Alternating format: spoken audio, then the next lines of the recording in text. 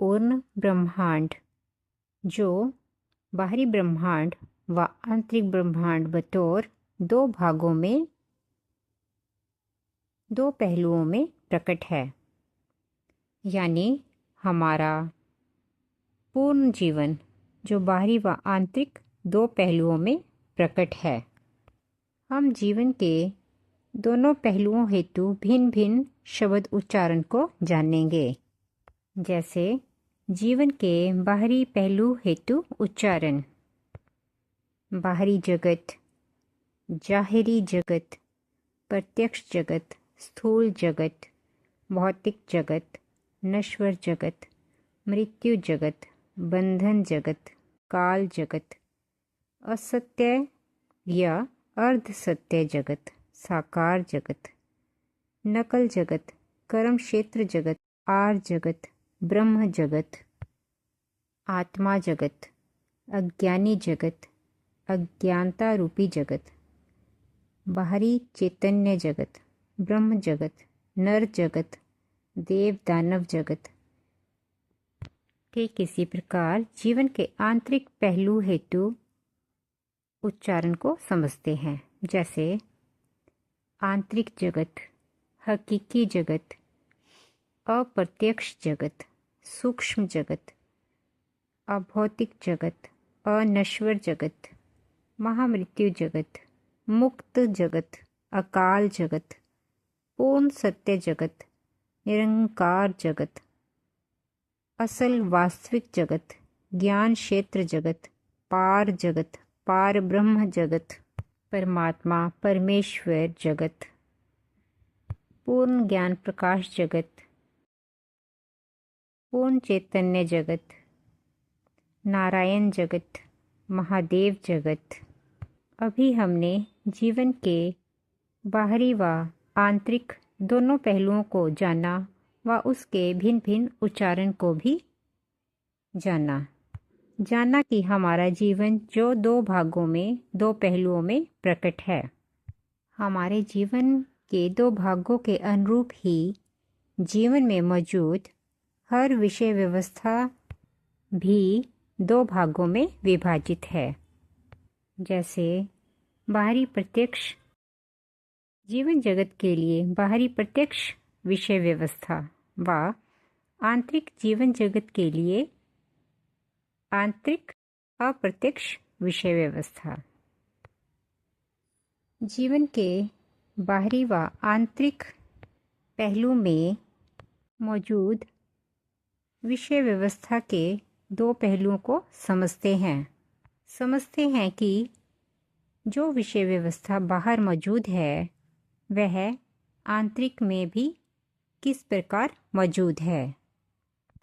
बाहरी जीवन में मौजूद विषय व्यवस्था जैसे बाहरी सुंदरता व्यवस्था, बाहरी ज्ञान व्यवस्था, बाहरी मिलन व्यवस्था, बाहरी मृत्यु व्यवस्था, बाहरी प्रेम व्यवस्था, बाहरी स्त्री पुरुष व्यवस्था, बाहरी पुत्र पिता व्यवस्था, बाहरी बाला मर्दाना व्यवस्था, बाहरी रूपांतरण व्यवस्था, बाहरी उड़ान व्यवस्था, बाहरी प्रकाश अंधकार व्यवस्था, बाहरी सचखंड व्यवस्था, बाहरी गुरु व्यवस्था।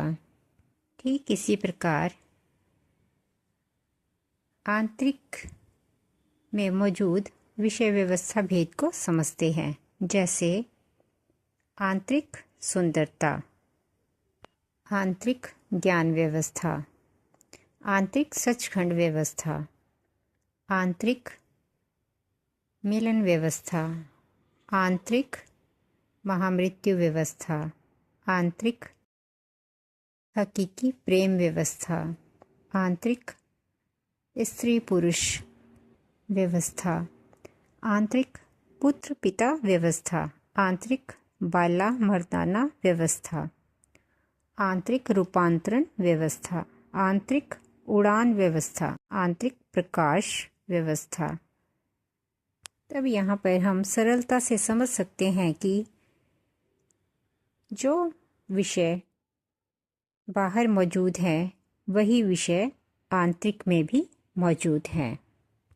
परंतु बाहरी विषयों को समझें तो बाहरी विषय नश्वर हैं, अर्ध सत्य हैं, अपूर्ण हैं, नक्शे हैं, अशुद्ध स्वरूप में मौजूद हैं। परंतु आंतरिक विषय अनश्वर, पूर्ण सत्य, पूर्ण हकीकी, पाक सत्य शुद्ध स्वरूप में मौजूद हैं। जैसे अगर हम बाहरी सुंदरता विषय को समझें तो बाहरी सुंदरता